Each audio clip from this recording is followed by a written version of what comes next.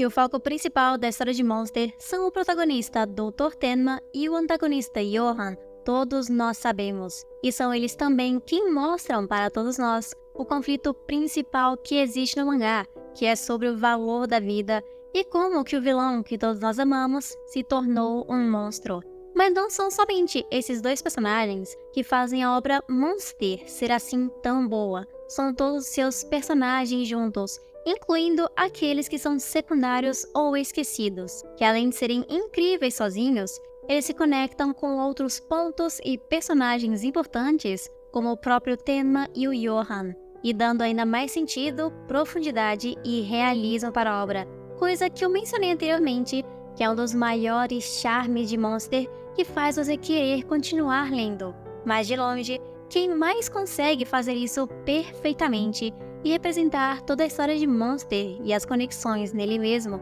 é o personagem secundário Grimmer Wolfgang, e é dele que eu vou falar nesse vídeo porque ele é, de longe, o melhor personagem secundário de animes e mangás de todos os tempos. Grimmer é introduzido, mais ou menos, depois de termos passado da metade do mangá no meio de sua leitura. E o Grimmer tem algo muito especial nele, porque em seu passado, assim como o principal antagonista Johan, Grimmer esteve no Kinderheim 511, que era aquele lugar horrível onde costumavam fazer experimentos com crianças órfãs com o objetivo de remover completamente a habilidade de cada uma delas de ter e sentir os sentimentos, para transformá-las em máquinas de matar, os soldados e espiões perfeitos para todos eles, assim como o próprio Johan, porque todos nós sabemos que ele é um personagem frio, calculista, com praticamente nenhuma emoção e que não dá valor à vida de ninguém, e que obviamente faria qualquer coisa para atingir o seu atual objetivo, mesmo que seja à custa da vida de outras pessoas. Então a vida humana para ele não passa de algo sem valor, como se fosse uma moeda falsa ou um simples pedaço de papel que foi jogado no chão. E isso faz com que o Johan seja o completo oposto do protagonista Dr. Tenma, que dá muito valor à vida dos outros, principalmente pelo fato dele ser um médico. E esse conflito entre os dois personagens, Tenma e Johan, de darem ou não valor à vida, que é a base da mensagem de Monster que o mangá quer passar para todos nós e toda a história que tem na obra. E esse conflito completo que os dois personagens têm pode ser visto em somente um personagem secundário muito importante, Grimmer Wolfgang. E o motivo de tudo isso é porque o Grimmer passou exatamente pela mesma coisa que o Johan quando criança, lá no Kinderheim. Então, logicamente, ele tinha todo o direito de se tornar um monstro cruel e sem coração e sem sentimentos, assim como o próprio Johan. Mas, por algum motivo, ele acabou se tornando o completo oposto dele, porque o Johan perdeu totalmente suas emoções, não dá valor à vida e praticamente se rendeu ao vazio e consumiu ele por completo, tornando assim o Johan um verdadeiro monstro sem qualquer sinal de humanidade dentro dele. E o Grimmer, quando ele é já introduzido, ele é um personagem amigável ao ponto de até mesmo ser considerado inofensível, com aquele sorriso gentil que sempre mostra na maioria das cenas. Mas uma das frases mais profundas desse personagem é uma que ele fala para o Tenma, que diz: "Eu fui forçado a aprender várias línguas, russo, inglês, espanhol, francês, e de todas essas coisas, o que você acha que foi o mais difícil de aprender? Como sorrir." E essa simples, porém profunda frase é o que faz a gente entender muito mais o personagem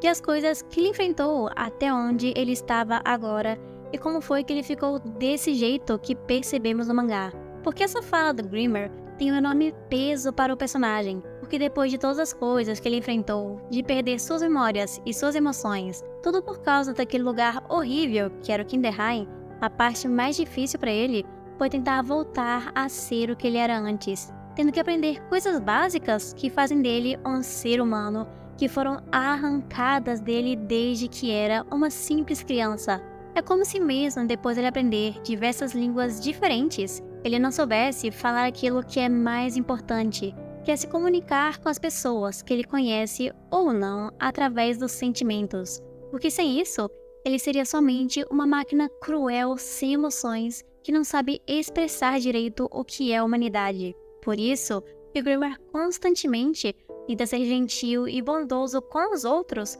na base no que ele sabe teoricamente de todas as outras emoções, mesmo não sendo capaz de sentir elas ele mesmo. E o Grimmer tenta sempre se segurar nessa parte dele, ser gentil e uma boa pessoa, porque ele quer separar essa parte dele da outra que é muito mais obscura, que se chama de o Magnífico Steiner. E é esse lado dele que é exatamente como o Johann, sem sentimentos ou emoções e não liga para a vida humana, sendo muito mais violento como um verdadeiro monstro. E mesmo assim, o Grimmer quer deixar essa parte dele separada da sua vida para que ele consiga ser um homem bom e feliz. E essa segunda personalidade do Grimmer, que se chama o Magnífico Steiner, só aparece em situações de vida ou morte, quando algum gatilho é meio que ativado na cabeça do personagem. E é esse conflito interno que o Grimmer tem de tentar separar a sua própria vida normal do monstro que tem dentro dele.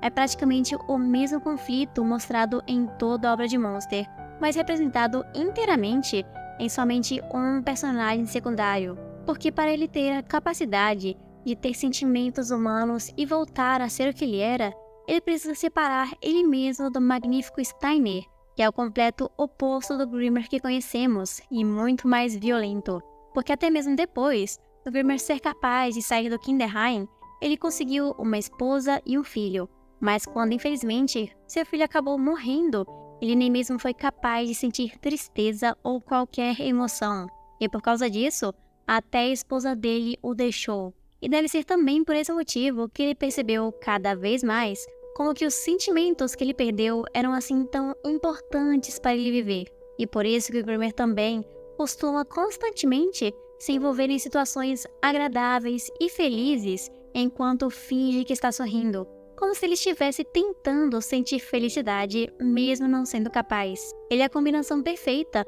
do problema principal do mangá e como que ele lida com essas dificuldades de tentar superar tudo o que acontecia na sua infância e um dia ser capaz de voltar a ser o que ele era antes, um ser humano, apesar de todas as coisas horríveis que fizeram e que aconteceram com ele. Mas de longe, um dos momentos mais bonitos e significativos possíveis é a morte desse personagem, porque quando o Grimmer estava em uma situação de vida ou morte mais uma vez, o Magnífico Steiner, que é aquela sua outra personalidade, não apareceu, e ele mesmo teve que matar com suas próprias mãos, coisa que ele nem sabia que era capaz. E quando ele estava prestes a partir, na frente do protagonista Dr. Tenma, ele começou a chorar e ficar triste de verdade depois de tanto tempo. Mas não por ele estar morrendo, mas sim porque ele finalmente ficou triste pela morte do seu filho, sem entender se ele estava chorando de felicidade pelas suas emoções terem retornado